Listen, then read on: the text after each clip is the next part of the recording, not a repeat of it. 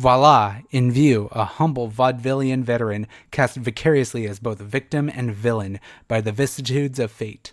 This visage, no mere veneer of vanity, is a vestige of the vox populi, now vacant, vanished. However, this valorous visitation of a bygone vexation stands vivified and has vowed to vanquish these venal and virulent vermin, vanguarding vice and vouchsafing the violently vicious and voracious violation of volition.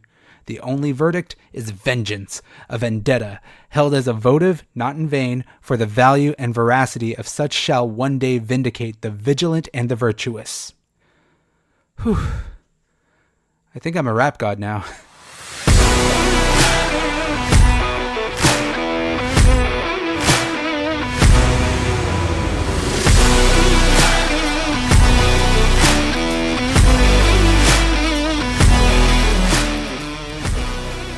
Hello, and welcome to another episode of Post Credits with Gil Garcia, where we go beyond the final scene. Remember, the 5th of November. Gunpowder, treason, and plot. I see no reason why gunpowder treason should ever be forgot. That is right, my friends. It is time that we dive into the dystopian epic V for Vendetta. Oh man, I'm so excited to cover this film for you this week. When I was putting together my November schedule, I realized that I had two large gaps. One at the beginning of the month, then one at the end of the month near Thanksgiving. And because the NFL season is in full swing, I thought about possibly dedicating this month to football movies. But the Marvels and Hunger Games releasing this month kind of squashed that idea. Then I remembered the date, November 5th. What better movie to promote and review than the movie that is centered around November 5th, V for Vendetta. Fair warning for any listener who has never watched this movie, now is your chance to check it out. And I highly recommend that you do because we are talking full spoilers the whole episode through.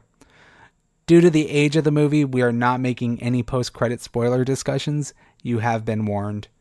Now before we get into it, let's take a look at the upcoming schedule for the month of November. Next week, we have the latest MCU movie, The Marvels. And like every new release we review on this show, it will have a spoiler-free review, as well as a post-credit spoiler talk format. And then shortly after that, we prepare for the Thanksgiving weekend with a family favorite film of mine, Planes, Trains, and Automobiles from John Hughes. And then to finish out the month, we have the movie with the longest title of 2023, barely beating out Mission Impossible Dead Reckoning Part 1. We have The Hunger Games, The Ballad of Songbirds and Snakes. Now, December is right around the corner, so if you have any recommendations or a film you would like to hear me cover on the podcast, please submit it on social media. My handle is PCWithGil on both Instagram and X. So, without further ado, let's take a look at the film of the day. Is V for Vendetta a relic of my teen youth, or is it an underrated political classic? It's time for Act 1, Synopsis and Connections.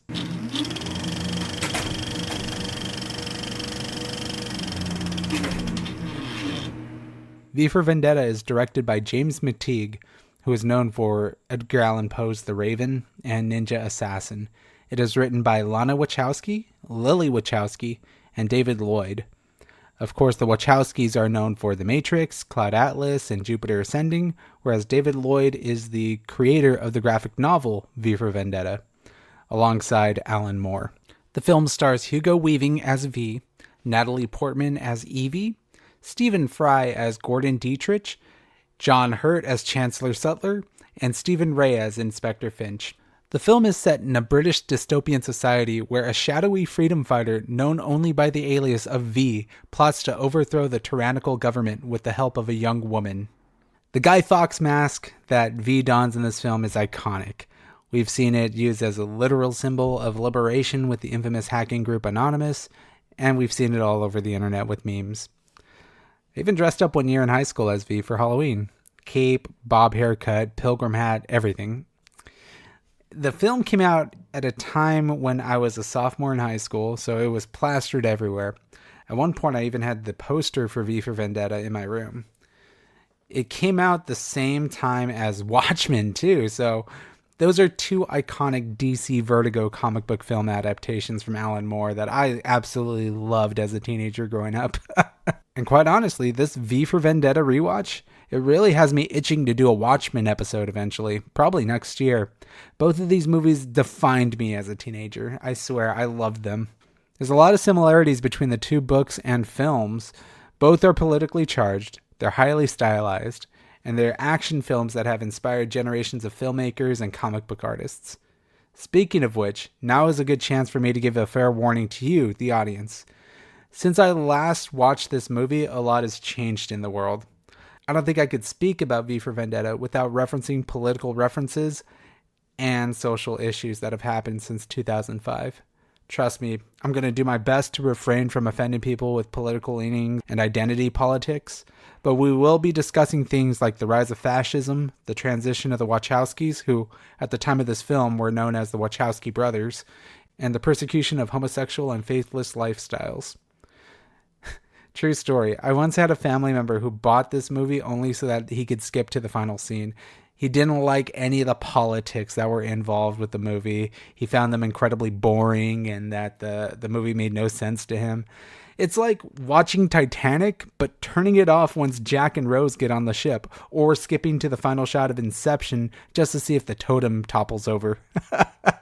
I know that this was made at the cusp of YouTube, but I still find it pretty weird that you bought a movie just so that you could watch one scene in particular. But fortunately here, we don't have to skip to the end. We go all in. And without any further delay, it is time that we arm the spoiler train, headed straight for Parliament with Act 2, the review.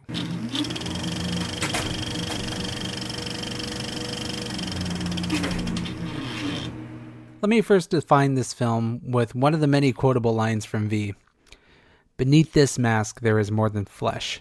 Beneath this mask there is an idea, Mr. Creedy, and ideas are bulletproof.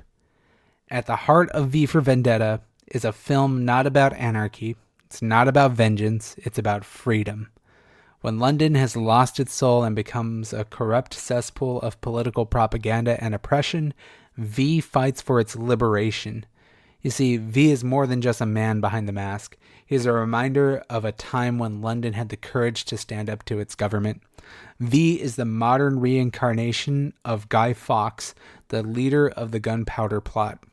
The Gunpowder Plot was a failed attempt to assassinate King James I of England during the opening of Parliament in November of 1605.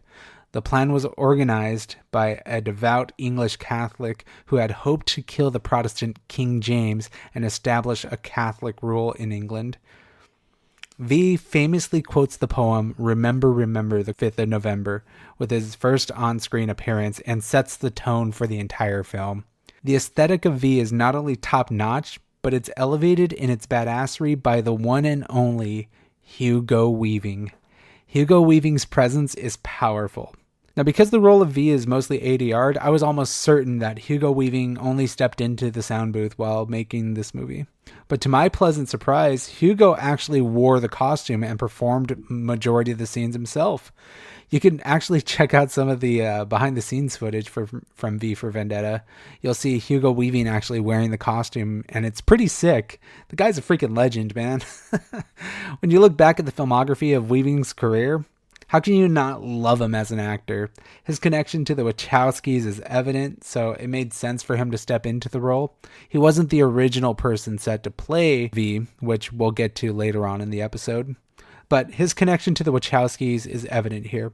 Obviously, he portrayed Agent Smith in the Matrix films. He was also Elrond in The Lord of the Rings, Red Skull in Captain America, and he was even Megatron in the Transformers series. Hugo's done it all in the world of geekdom. What makes this performance so spectacular is Hugo Weaving's ability to make his speech patterns really fluid and eloquent. At no point during his extremely elaborate monologues do you feel overwhelmed or confused by the context of what he is telling you on screen. In most scenes, his words come out as smooth as butter and as lyrical as poetry, like a maestro conducting his orchestra. But let's not beat around the bush. V is an anti-hero and is undoubtedly a terrorist. But Weaving gives V purpose. He has well-meaning and charismatic empathy behind him that makes him a villain to root for. He's just so badass all the way around. The film is adapted from the Vertigo DC graphic novel of the same name, written by Alan Moore and designed by one of the film's writers, David Lloyd. Lloyd and the Wachowskis do a great job of making this film complex, yet palatable for casual audiences to follow V's political assassinations and maneuvering. But this film isn't just about V, though. It's about Natalie Portman's Evie Hammond. The relationship between these two characters is something special to behold. It's sometimes antagonistic, it is sometimes inspirational, but mostly it is a romantic understanding of the philosophical desire to want to be liberated. Portman does a lot of emotional heavy lifting since she is essentially playing against a faceless character with V. Evie is pulled into the political turmoil of this dystopian London when she is nearly raped in an alley during London's curfew, a curfew that is put in place by the sinister Chancellor Sutler, and we're going to talk about him more later on in the episode. The bond between Evie and V begins when he saves her life. Apprehensive at first, the two share a memorable scene on the rooftops of the city when V reveals his first step to liberation is destroying the Old Bailey building in London. You know the girl is right for you when you show her a romantic terrorist bombing on your first date. So let's take a step back in time. This film was made in 2005, so at this point in time, we must remember that Natalie Portman was not a prestigious actress. She was coming off two of the worst films of her career. She's also, at this point, years away from her Academy Award-winning role in Black Swan. And just this year, she appears in Star Wars Episode 3, Revenge of the Sith, where she cries about Anakin breaking her heart. Just before that, she did Attack of the Clones. Oof. So her casting in this film was a bit curious at the time, but I got to give her credit. This is a good vehicle to essentially relaunch her career and stop her from going into obscurity like Hayden Christensen did after Episode 3. There was a lot of negative stigma around Natalie Portman coming off of those Star Wars films, and this was a good step forward for her. It gave her a lot to work with. I really do like her work in V for Vendetta. She has to endure a lot physically and emotionally in this role, all while giving a pretty convincing British accent. When I said she goes through a lot, I really mean it. This film sees her nearly raped. She gets dolled up in a children's costume as bait for a creepy priest. She gets imprisoned, has her head shaved, and then she shares her dinner with rats. Yet still, the most powerful aspect of Evie Hammond is that she does not relinquish vital information about V to the British fingermen. She learns to endure the cataclysmic strife, pain, and her inevitable death without surrendering someone that she holds close. In this pain, Evie truly becomes the hero of the story. Her love for V is beyond just physical, but it's a deeper spiritual love.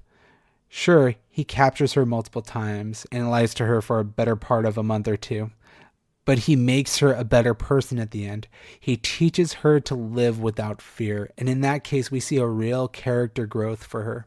She goes from squirrely production assistant at BTN to this revolutionary icon and leader. Not only did he teach her to live without fear, he taught her to live with conviction, to live with empathy and compassion, to stand up for herself and those around her.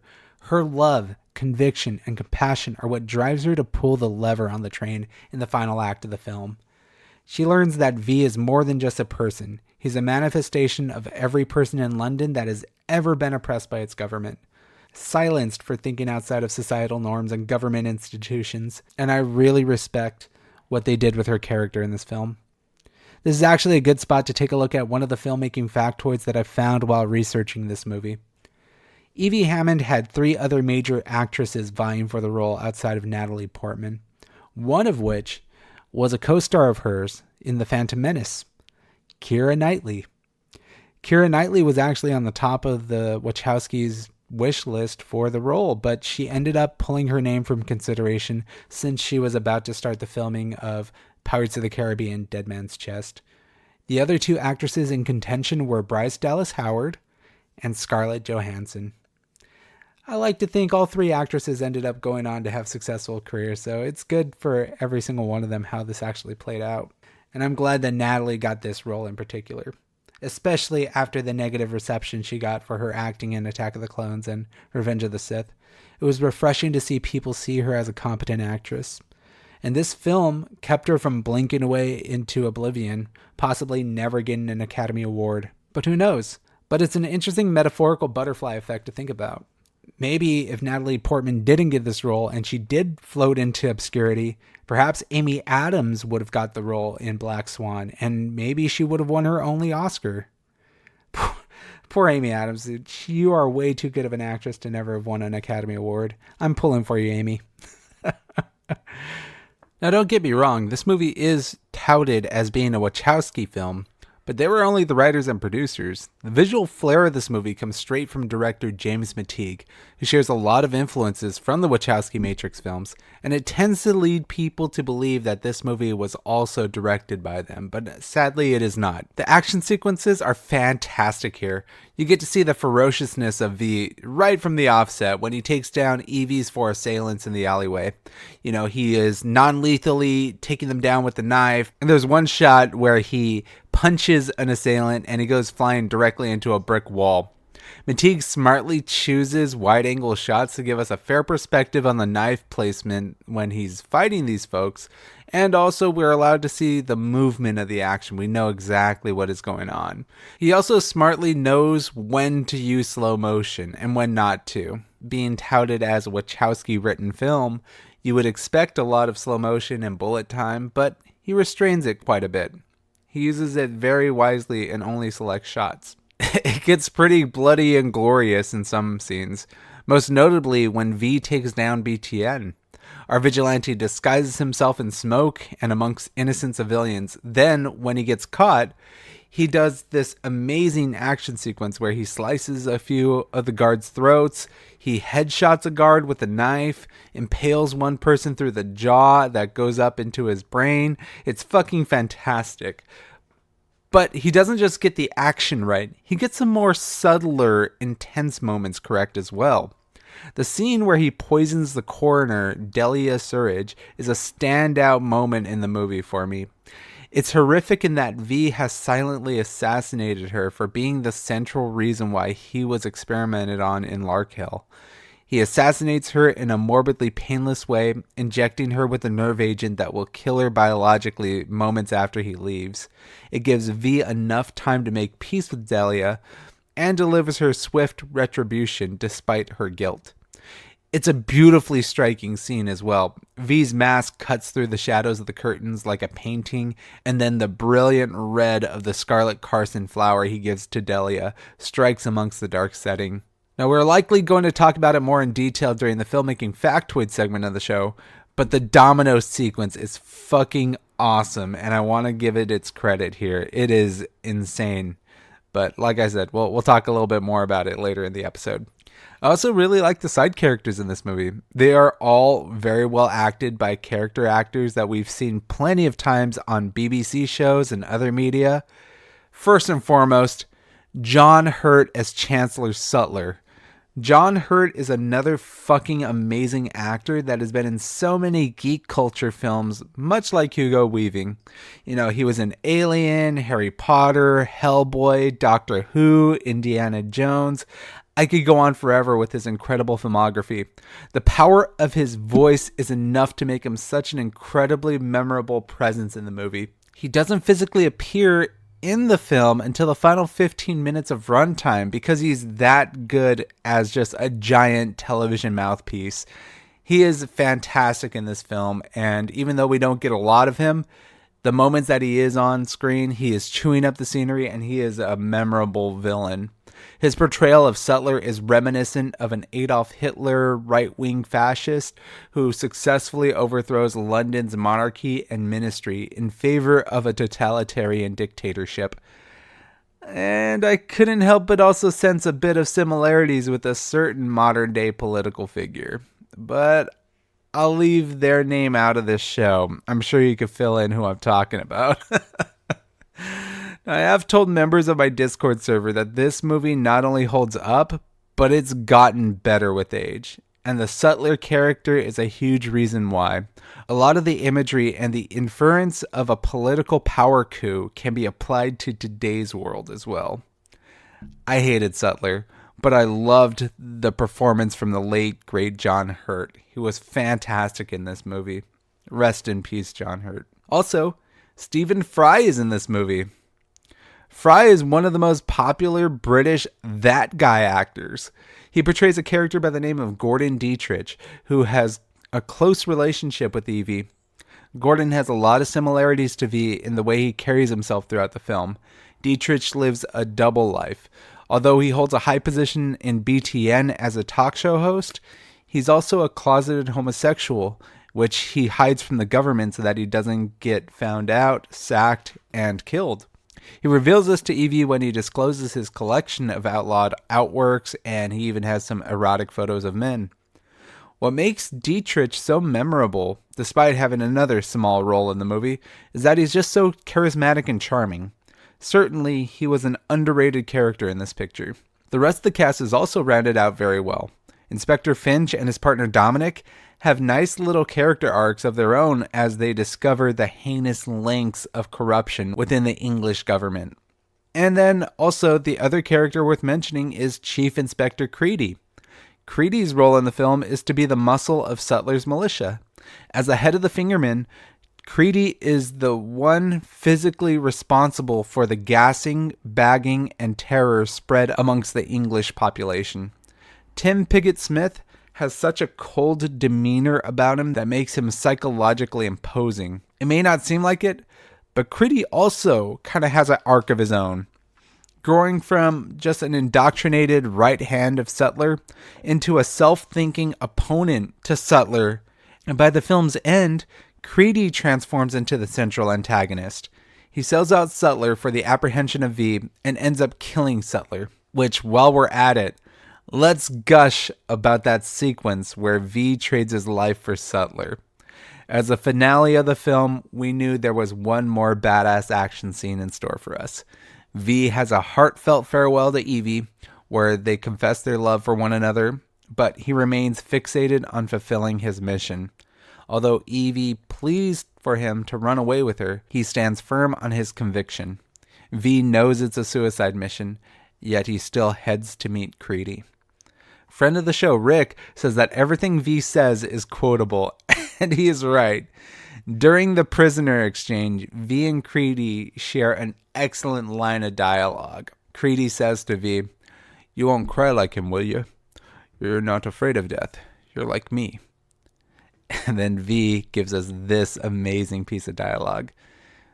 "The only thing you and I have in common, Mr. Creedy, is that we're both about to die." Ooh, goosebumps.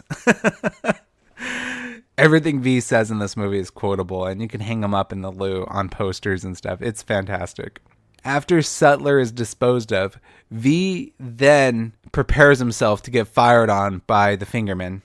He tanks a firing squad line of fire, eating what must have been over 100 bullets. And in what is the most symbolically badass act of defiance, V rises up and murders the entire squad before they can fully reload their guns. The shot is done in slow motion, so you can see his knives twirling and twisting in the air as he's throwing them at people. He's slicing people in half, slamming them up, and then stabbing them down. It is badass, and there's a reason why the person in my family chose to skip to this scene at the end of the movie every single time he threw it on. It's because this is the best scene in the film. It's incredibly heroic and badass. And now I know what you're thinking, like, how the hell is he eating that many bullets? Is he a superhuman or something? No, it's metaphorical, guys. Yes, he may have been experimented on at Lark Hill, but the reason why he takes all these bullets is more of a metaphorical showcase that he is more than just a person in a body, a person behind the mask. He is an idea. And shortly before killing Creedy, V drops the most insane line of dialogue in the entire film. Wounded and dying, V walks up to Creedy, who is trying to expend the last 5 bullets in his gun on V. V then says, Beneath this mask, there is more than flesh. Beneath this mask, there is an idea, Mr. Creedy. And ideas are bulletproof. And then he ends up choking out Creedy, killing him, and saving the day. This all comes to a head when the city of London finally arrives with masks on. The town watches on as the British Parliament is obliterated in an incredible display of special effects. The scene did spark a little bit of confusion for me when I was younger. After the building is destroyed, the citizens then remove their masks. We see the little anarchist girl who was shot to death for her graffiti. We see Valerie, Ruth, and Gordon Dietrich, who was also said to be clubbed to death. I had to do a double take first. Were they alive the whole time? Was this all an elaborate scheme to convince Evie to lead the rebellion? Turns out it was more of a metaphorical shot. It's intended to pay homage to the people who lost their lives in the culmination of this epic event. It's made more significant by Evie's monologue that V has no identity. V is the idea that a government should be afraid of its people, and that V is Evie. V is her mother, her father, her brother. He is everyone. Symbolically, it's a very powerful moment. And what a way to end the film. Now, what else can I say?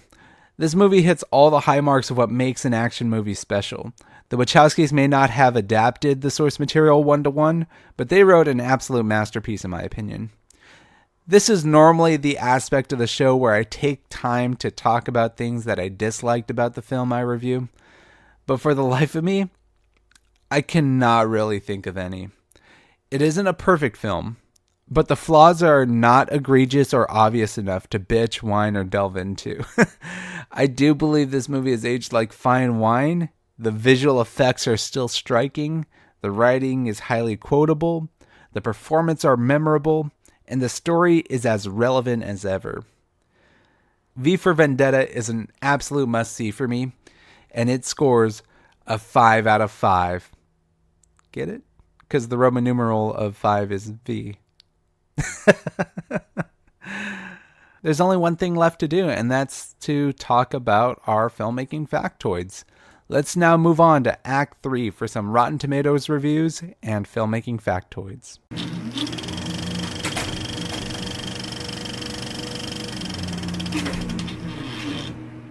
V for Vendetta is a critical and commercially acclaimed success for Warner Brothers. On Rotten Tomatoes, the film hits with a certified fresh seal and score of 73%. Critics' consensus says it's visually stunning and thought-provoking. V for Vendetta's political pronouncements may rile some, but its story and impressive set pieces will nevertheless entertain. And audiences widely agree. V for Vendetta scores 90% approval rating with audiences on the website. Now look, it's clear that I love this movie and I could gush about it for hours, but there are a few people with a difference of opinion. As I did so many weeks ago, here are some 1-star Rotten Tomato reviews. Will harps in and says, "The movie was produced in 2005 and was trying to predict the future. Unfortunately, its predictions were correct or false depending on your perspectives. Communist China has a dictatorship for 50 years. The difference is that it is a top superpower and is about to take over the entire planet. Britain and America have changed, not in the direction predicted by the movie, but in the opposite direction. They are towards a leftist dictatorship. Less freedom of speech, less freedom of choices, less liberty, less private rights, government power being used for one political party. 1 out of 5. Will, why don't you put down the Whataburger, go touch some grass, and take a deep breath? You completely missed the point of the film, dude. If the leftist governments are taking over in your headcanon like you say it is, doesn't this film inspire your conspiracies? V is fighting for the freedom of its people, not for its oppression. His actions are exactly the point that you're trying to make. But I guess allegories are absent in the simple-minded. This fucking idiot thought he was watching some documentary and took the movie too literally. Oh, alright, this one's pretty hilarious. Samuel takes a page from Will's book and decides to go all in on the film for being fictitious. This guy says, "Ridiculously fake, bland, and odd. The plot was predictable and nonsensical. These type of dystopian stories usually are, but this was especially bad. People can't survive being burnt alive and don't have time-slowing superpowers. Most people possess the ability to think and reason. V could somehow afford thousands of masks that probably wouldn't even be produced under the circumstance. Nobody can survive hundreds of bullets for that long. Young children typically don't participate in doing graffiti and going to protests and rallies. It was obvious the main character was being held hostage by V rather than captured, and so on. Wow. Firstly, the movie is an adaptation of a graphic novel. V has been genetically experimented on, which gives him physical abilities that are greater than our own. It's this particular mutation that allowed him to survive Larkhill's destruction and eat so many bullets towards the end of the film. But man, I feel like they take everything at surface level and just kind of string it along in their own political ideology. It's kind of weird, man. I don't get these reviews. It's kind of funny. But I want to balance things out and share some positive reviews for V for Vendetta by the audience. Robert M. gives us my favorite review of the night. He says, "I love this film more than I love my children. I'm convinced that anyone who thinks differently is a fascist and can go right to hell." Pretty bold statement there. Wouldn't like to be one of his kids, though.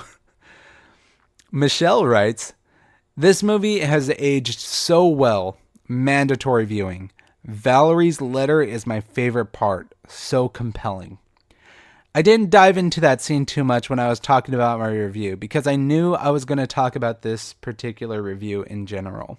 But Michelle is so right. Not only has it aged well, but that scene with Valerie, Ruth, and Sarah is so overwhelmingly heartbreaking.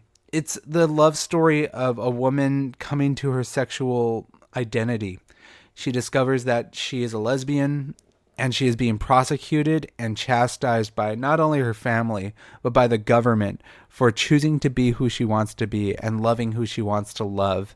And in her final moments, she writes a string of letters which are intended for V to read in his cell that stipulates that even though she doesn't know who the person is and that she'll never kiss them, never talk to them, never see them, she loves them, giving the person who's reading the letters the hope and the courage to carry on, and that love will ultimately triumph over evil.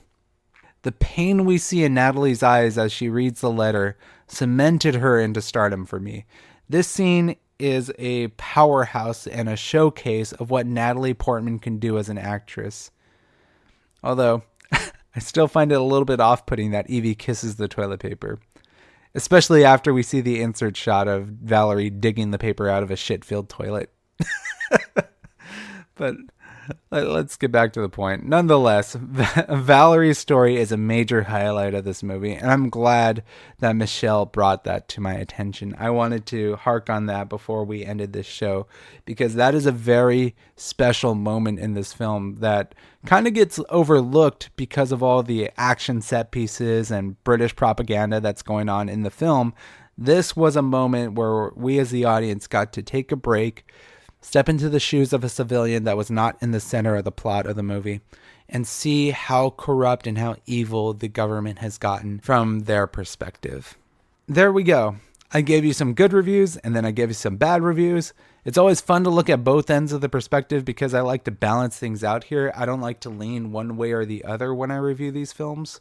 And I hope you enjoyed those reviews this week. Our final segment of the show is now where I give you some filmmaking factoids. I mentioned the domino scene earlier.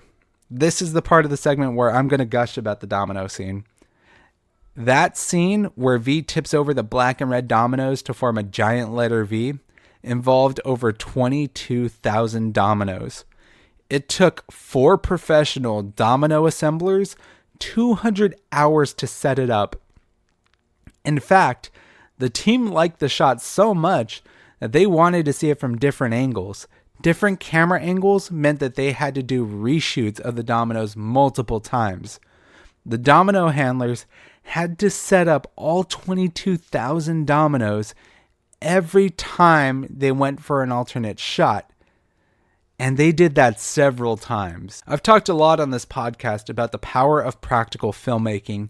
This was one of those shots that really blew me away, and it's a testament to how cool practical filmmaking can be. And kudos to those domino assemblers. They did a masterful job. This one's kind of interesting.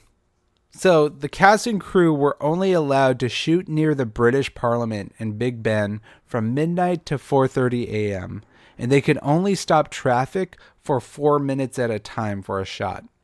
Filming was so strict on the House of Parliament that every cast and crew member had to undergo a thorough background check in order to work on location on site there. I guess they didn't want the filming of this movie to inspire any type of real terrorist attacks. And British Parliament, that building in particular, has been destroyed twice already in history. And they didn't want a third one to happen. One of the major challenges in this movie was how were they going to bring V to life under an expressionless mask? Thus, considerable effort was made to bring together lighting, acting, and Hugo Weaving's voice to create the proper mood for the situation. Since the mask muffled Weaving's voice, his entire dialogue was re-recorded in post-production. That's a considerable amount of effort just for one character in the film. Evie mentions to Gordon Dietrich that Eggy in the Basket is the same breakfast V made for her the morning she spent at his place. What she fails to mention or doesn't notice is that Dietrich and V also greeted her in the exact same way both mornings. Not with good morning, but with bonjour, mademoiselle. Also, Stan Getz is playing in the background in both instances. Now, to clarify some confusion, I'm going to quote the film itself. There are no coincidences, only the illusion of coincidences. Dietrich and V are not the same person, but they are co-conspirators. V met Evie because she was on her way out to meet with Dietrich at the start of the film. V also saves Evie when she is nearly abducted by the Fingermen when Dietrich is sacked. Gordon and V are clearly in cahoots, but they're not the same person. I want to say, I might be reading into this a little bit too literally, but I want to say that this was all an elaborate plan to recruit Evie. Dietrich and V both knew of her political backgrounds, and they knew that she would be a strong central character for their revolution. But that's not confirmed in the context of the story. It could just be speculated about. Now, when shooting the fight in Victoria Station, the stuntmen moved in slow motion on set, while David Leitch, Hugo Weaving's stunt double, moved in real time, making it seem as if he was moving much faster than the Fingermen. The scene was shot at 60 frames per second to slow the Fingermen down even further. And I gotta say, they did a great job. That scene is sick. The fact that he got to take out all of them while they were reloading their weapons, chef's kiss. This next factoid is one that I only understood in my rewatch, but I never really put it together when I was a teenager. There's a duality in this movie between V and Evie. The start of the movie has V and Evie making similar preparations as they begin their work. They both are getting dressed and prepared for the evening of November 5th. Both in the film undergo disfigurement. V is scarred by fire, and Evie loses most of her hair. V is created through that fire, the laboratory fire scene at Lark Hill, signifying destruction and vengeance. In contrast, Evie is reborn through water, the raining rooftop scene that we see signifying rebirth and forgiveness. The movie ends with V's death symbolizing the end of suffering and vengeance, leaving room for Evie and forgiveness and rebirth to take over for London. Once again, this movie is filled with a lot of deep analogies and symbolism, and that's one that I didn't pick up on until watching it this week. I love that factoid so much, and it boosted the movie up from a 4.5 to a 5 for me. I love this movie because of that. Now, did you folks know that 4 people portrayed V in this movie? It wasn't just Hugo Weaving and his stuntmen, but the original actor James Purefoy, his performance is actually kept in the film. Unfortunately, Purefoy bowed out of the film about 4 weeks into filming this movie, and so Weaving was cast to take over. A lot of his performance is still in the movie, and only the director knows which shots are exactly Purefoy and which ones are Weaving. But there was also a fourth actor. That fourth actor was a barber. Since Natalie Portman's hair could only be cut one time, a professional barber donned V's iconic black gloves and essentially portrayed V in the brief scene where her head is shaved. Now imagine if they gave Hugo Weaving the honor and he fucked up Natalie Portman's hair. Oh, that's cool though. Imagine being the barber that can now proudly say, "Oh yeah, you guys see V for Vendetta? That was me." That's really cool. Let's get to my final factoid of the day, and it goes back to where it all began. Alan Moore. Alan Moore is the creator of V for Vendetta and Watchmen. Moore is a bit of a controversial figure. After selling the rights of his books to DC and seeing those books get adapted to the big screen, Moore has been highly skeptical and antagonistic towards the studio for these adaptations. He hates this movie and he hates The Watchmen. Following the negative experience of From Hell and The League of Extraordinary Gentlemen, Moore decided to reject all money and credit from Hollywood on any of his adaptations of his work. Thus, he gave all that money he would have gotten to the artist who drew the character with him. He also rejected his own credited by credit from the movie. What a spiteful piece of shit. But a brilliant one at that.